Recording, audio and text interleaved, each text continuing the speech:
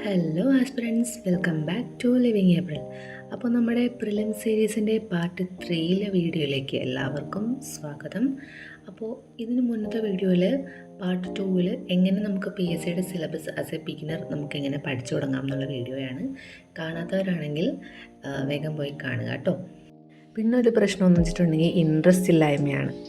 നമുക്ക് to do list ഉണ്ട്, time ടേബിളുണ്ട്, എല്ലാം ഉണ്ട്, ടൈം വരെ സെറ്റ് ചെയ്തിട്ടുണ്ട്. പക്ഷേ എങ്ങനെ ഇൻട്രസ്റ്റ് ഉണ്ടാക്കാം, അപ്പോൾ അതിനെ പറ്റിയിട്ടുള്ളൊരു വീഡിയോ ആണ് ഈ വീഡിയോയിൽ പറയുന്നത്. സ്റ്റെപ്പ് 1, ചെറിയ ടാർഗറ്റാക്കി വയ്ക്കുക. അതായത് ഒരുപാട് ടോപ്പിക്സ് ഒന്നും പഠിക്കാൻ ശ്രമിക്കാതെ ഒരു ദിവസം ഇന്ന സബ്ജക്റ്റിൽ, ഫോർ എക്സാമ്പിൾ ഹിസ്റ്ററി ആണെങ്കിൽ അതിൽ ചെറിയൊരു ടോപ്പിക്ക് പഠിക്കുക. ആ ടോപ്പിക്ക് ചെറുതാണെങ്കിലും പഠിച്ചു കഴിയുമ്പോൾ നമുക്കൊരു സാറ്റിസ്ഫാക്ഷൻ കിട്ടുമല്ലോ, അത് തന്നെ നമുക്കൊരു മോട്ടിവേഷൻ ആയിരിക്കും. പിന്നെ വരുന്നത് സ്റ്റെപ്പ് 2, ഈസി ആയിട്ട് തുടങ്ങുക. വളരെ ഡിഫിക്കൽട്ടായ ടോപ്പിക്ക് കൊണ്ട് തന്നെ പഠിച്ചിടണമെന്ന് നിർബന്ധമൊന്നുമില്ല. നമുക്ക് കുറച്ച് ഇൻട്രസ്റ്റിംഗ് ആയിട്ടുള്ളതോ അല്ലെങ്കിൽ മാനേജബിളായിട്ട് തോന്നുന്ന ടോപ്പിക്സ് നമുക്ക് പഠിച്ചു തുടങ്ങാം. അപ്പോൾ അതൊക്കെ തന്നെ പഠിച്ചു തുടങ്ങുമ്പോഴത്തേക്കും നമുക്കൊരു ഫ്ലോ കിട്ടും. പിന്നെ നമുക്ക് ഡിഫിക്കൽട്ട് സബ്ജക്ട്സിലേക്ക് നമുക്ക് പോകാൻ സാധിക്കും. എൻ്റെ ഒരു എക്സ്പീരിയൻസ് വെച്ച് പറയുകയാണ്, പലർക്കും പല രീതിയിലായിരിക്കും കേട്ടോ. Step 3, not just read, try to interact with dum.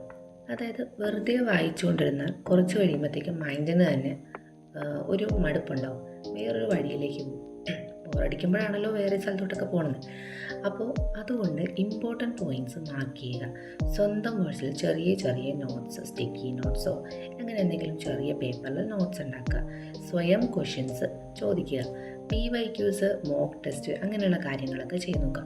അപ്പോൾ ഞാൻ വായിച്ചു എന്നതിൽ നിന്ന് എനിക്ക് എന്തൊക്കെ മനസ്സിലായി എന്നുള്ള രീതിയിലേക്ക് നമ്മൾ മാറും. സ്റ്റെപ്പ് 4, ഇൻട്രസ്റ്റ് വരാൻ വേണ്ടി വെയിറ്റ് ചെയ്യരുത്. എല്ലാവർക്കും ഉള്ള ഒരിതാണ്, ഇൻട്രസ്റ്റ് വന്നിട്ട് പഠിക്കാം, മോട്ടിവേഷൻ വന്നിട്ട് പഠിക്കാം എന്ന് പറഞ്ഞ് മോട്ടിവേഷൻ കാണാൻ പോയിട്ട് പിന്നെ ആ വഴിയിലേക്ക് അങ്ങോട്ട് പോയാൽ പിന്നെ അയ്യോ കാണുന്നില്ലോ എന്നുള്ള രീതിയിലായിപ്പോൾ പിന്നെ കാണത്തില്ല. അപ്പോൾ പലപ്പോഴും പഠിക്കാൻ തുടങ്ങുമ്പോൾ തന്നെ ഇൻട്രസ്റ്റ് വരത്തില്ല, പഠിച്ച് കുറച്ച് കഴിഞ്ഞാണ് ഇൻട്രസ്റ്റ് വരുന്നത്. അതുകൊണ്ട് മൂഡില്ലെങ്കിലും ജസ്റ്റ് ഒരു 10 മിനിറ്റ്സ് പഠിക്കാൻ നിങ്ങൾക്ക് സമയമുണ്ടെങ്കിൽ നിങ്ങൾക്ക് സ്റ്റാർട്ട് ചെയ്യാം. സ്റ്റാർട്ട് ചെയ്താൽ പിന്നെ കണ്ടിന്യൂ ചെയ്യാൻ എളുപ്പമായിരിക്കും. ജസ്റ്റ് ഒന്ന് തുടങ്ങി വയ്ക്കാമല്ലോ, അല്ലേ? സ്റ്റെപ്പ് 5, പഠനം എങ്ങനെ എൻജോയബിൾ ആക്കാം. ഒരു ക്ലീൻ സ്റ്റഡി സ്പേസ്, ചെറിയൊരു ടു ഡു ലിസ്റ്റ്, നമുക്ക് കംഫർട്ടബിളായിട്ട് എന്ത് സ്റ്റഡി മെത്തേഡാണോ തോന്നുന്നത് അതൊക്കെ നമുക്ക് ക്രിയേറ്റ് ചെയ്യാം. ഇതൊക്കെ പഠിക്കാൻ ഇരിക്കുന്നതിന് കുറച്ച് മുന്നേ എൻജോയബിൾ ആക്കാനായിട്ട് സാധിക്കും. പിന്നെ നമ്മൾ സിലബസ് പഠിക്കാതിരിക്കുമ്പോണ്ടല്ലോ, അതിൽ മാർക്ക് കൂടിയ ടോപ്പിക്സ്, അത് നമുക്ക് ആ റാങ്ക് ഫയൽ നോക്കുമ്പോൾ കാണാൻ പറ്റും. മാർക്ക് കൂടിയ ടോപ്പിക്സിൽ നിന്ന് നമ്മൾ ആദ്യം പഠിക്കാൻ ശ്രമിക്കുക. ഫോർ എക്സാമ്പിൾ പറയുകയാണെങ്കിൽ, ഞാൻ സിലബസ് എങ്ങനെ പഠിച്ചു തുടങ്ങാമെന്നുള്ള ആ വിഷയത്തിൽ ഓൾറെഡി പറഞ്ഞിട്ടുണ്ടായിരുന്നു. പൊതുവിജ്ഞാനത്തിൽ നിന്ന് 40 മാർക്കിനാണ് ചോദിക്കുന്നത്. പിന്നെ സയൻസിൽ നിന്ന് 10 മാർക്ക്, പൊതുജനാരോഗ്യത്തിൽ നിന്ന് 10 മാർക്ക്, പിന്നെ മാത്സ് അതിൽ നിന്ന് 20 മാർക്കാണ് ചോദിക്കുന്നത്. അതിനെ തന്നെ പിന്നെ സബ്ഡിവൈഡ് ചെയ്തിട്ടുണ്ട്. അപ്പം അത് വെച്ചിട്ട് നിങ്ങൾ പഠിക്കുക കേട്ടോ.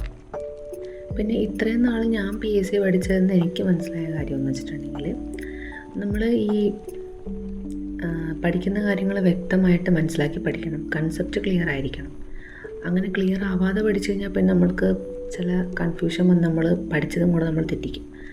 നെഗറ്റീവ് മാർക്ക് സ്കോർ ചെയ്യാനേ പിന്നെ നേരം ഉണ്ടാവുള്ളൂ. അപ്പം എന്ത് ചെയ്യണമെന്ന് വെച്ചിട്ടുണ്ടെങ്കിൽ, ഈ ടോപ്പിക്ക് മനസ്സിലാക്കി മാക്സിമം പഠിച്ചെടുക്കുക. ചെറുതാണെങ്കിൽ നിങ്ങൾ മാക്സിമം മനസ്സിലാക്കി തന്നെ പഠിക്കുക. ഈ PSCയുടെ ഒരു പ്രത്യേകത എന്ന് വെച്ചിട്ടുണ്ടെങ്കിൽ, PSC ആയിക്കോട്ടെ മറ്റെന്ത് എക്സാം ആയിക്കോട്ടെ, നമുക്ക് ക്വസ്റ്റ്യൻസ് വരുന്നത് നമുക്ക് പ്രെഡിക്റ്റ് ചെയ്യാനായിട്ട് ഒരിക്കലും പറ്റില്ല. ചിലപ്പോൾ PYQ കണ്ടിന്യൂസ് ഓരോ വർഷത്തെ ചെയ്ത് വരുമ്പോൾ നമുക്ക് പാറ്റേൺ മനസ്സിലാവും. അപ്പോൾ അതിൽ നിന്ന് ഏത് പാർട്ടാണ് PSCക്ക് ഏറ്റവും താല്പര്യപ്പെട്ട വിഷയം, അതിൽ നിന്നായിരിക്കും പിന്നെയും ചോദിക്കുന്നത്. അങ്ങനെയും ഒരു ഗുഡൻസ് ഉണ്ട്. അപ്പോൾ നിങ്ങൾ അതും കൂടെ ശ്രദ്ധിക്കുക. പിന്നെ എല്ലാം വേർഡ് ബൈ വേർഡായിട്ട് ഓർത്തിരിക്കണമെന്നൊന്നുമില്ല കേട്ടോ. കൺസെപ്റ്റ് ക്ലിയർ ആയിരിക്കണം. ഞാൻ നേരത്തെ പറഞ്ഞ പോലെ തന്നെ PYQ, മോക്ക് ടെസ്റ്റ് അങ്ങനെയുള്ള കാര്യങ്ങളൊക്കെ ചെയ്യുക. പിന്നെ ഒരുപാട് പഠിച്ചു തീർക്കണം, അയ്യോ ബാക്കിയുള്ളവർ പഠിച്ച് അത്രയും തീർത്തു എനിക്ക് പറ്റുന്നില്ല. ഇപ്പോൾ ഒരു ഇൻസ്റ്റിറ്റ്യൂഷൻ ആണെങ്കിൽ പോലും മറ്റുള്ളവർ പഠിച്ചു തീർത്തു, അവരൊക്കെ നിങ്ങളെക്കാളും ചിലപ്പോൾ സീനിയേഴ്സ് ആയിരിക്കും. ചിലപ്പോൾ അവർക്കത് പഠിച്ച് അതിന് നല്ല ഒരു എക്സ്പീരിയൻസ് ഉണ്ടാവും. അപ്പോൾ അവർക്ക് എക്സാം എഴുതിയും നല്ല അറിവുണ്ടാവും അവർക്ക്. അപ്പോൾ അതുകൊണ്ട് അവർ ഈസി ആയിട്ട് പെട്ടെന്ന് പഠിക്കുന്നുണ്ടാവും. അവരും നമ്മളെപ്പോലെ സ്ട്രഗിൾ ചെയ്തിട്ടാണ് വന്നതെന്ന് ഓർക്കുക. അപ്പോൾ നമ്മളും ആ ഒരു സ്ട്രഗ്ലിങ് ഫേസിലാണ് ഇപ്പോൾ ഇരിക്കുന്നത്. ഓക്കെ, ഞാനും ഇപ്പോഴും സ്ട്രഗിൾ ചെയ്തുകൊണ്ട് തന്നെ ഇരിക്കുകയാണ്. ഓരോരോ ചെറിയ ടിപ്സ് ഞാൻ ഓരോരോ ട്രിക്കൊക്കെ പഠിച്ചു വരുന്നതേ ഉള്ളൂ. സോ ഒരുപാട് പഠിച്ചു തീർക്കണം എന്നുള്ള പ്രഷറൊന്നും എടുക്കാതെ പഠിക്കുന്ന കാര്യം വ്യക്തമായിട്ട് പഠിക്കാനായിട്ട് ശ്രമിക്കുക. കൺസിസ്റ്റൻ്റ് ആയിട്ട് പഠിക്കാൻ ശ്രമിക്കുക. ഒരു ദിവസം തന്നെ ഒത്തിരി ടു ഡു ലിസ്റ്റ് ഉണ്ടാക്കി പഠിക്കണമെന്നല്ല. 2 ടോപ്പിക്കാണെങ്കിലും കൺസിസ്റ്റൻ്റ് ആയിട്ട് പഠിക്കാൻ ശ്രമിക്കുക. അത് ഒരു ടോപ്പിക്കാണെങ്കിലും കുഴപ്പമില്ല, കൺസിസ്റ്റൻ്റ് ആയിട്ട് പഠിക്കുക. ഇനിയിപ്പോൾ എന്തായാലും 4 ദിവസം കൂടെയുള്ള നമ്മുടെ പ്രിലിംസിന്. അപ്പോൾ നിങ്ങളെക്കൊണ്ട് പറ്റുന്ന രീതിയിലൊക്കെ നിങ്ങൾ മാക്സിമം റിവൈസ് ചെയ്യുക. പഠിച്ചത് നിങ്ങൾ പുതിയ ടോപ്പിക്ക് പഠിച്ച് കുറേ ടോപ്പിക്ക് പഠിച്ച് വയ്ക്കാതെ നിങ്ങൾ പഠിച്ച ടോപ്പിക്കൊന്ന് റിവൈസ് ചെയ്ത് മനസ്സിൽ തറവാട്ട് വയ്ക്കാൻ ശ്രമിക്കുക. അപ്പോൾ പിന്നെ അത്രയും ടോപ്പിക്ക് ഞാൻ പഠിച്ചിട്ടുണ്ടല്ലോ, അതിൽ നിന്ന് ഏത് വന്നാലും എനിക്ക് എഴുതാൻ പറ്റുമെന്നുള്ളൊരു വിശ്വാസം, ഒരു എന്താ പറയുക, ഒരു വിശ്വാസം ഉണ്ടാവും, ആത്മവിശ്വാസം ഉണ്ടാവും. അപ്പോൾ അത്രേ ഉള്ളൂ. അപ്പോൾ ഇതുപോലുള്ള വീഡിയോസ് നിങ്ങൾക്ക് ഇഷ്ടപ്പെട്ടിട്ടുണ്ടെങ്കിൽ ലൈക്ക് ചെയ്യുക, നിങ്ങളുടെ കമൻറ്റ് സെക്ഷനിൽ പറയുക. അപ്പോൾ സബ്സ്ക്രൈബ് ചെയ്തിട്ടില്ലെങ്കിൽ സബ്സ്ക്രൈബ് കൂടി ചെയ്യുക. അപ്പോൾ പാർട്ട് 4 ഞാൻ അടുത്ത വീഡിയോയിൽ അപ്ലോഡ് ചെയ്യുന്നതായിരിക്കും. അപ്പോൾ അതുവരെ കീപ് ലേണിംഗ്.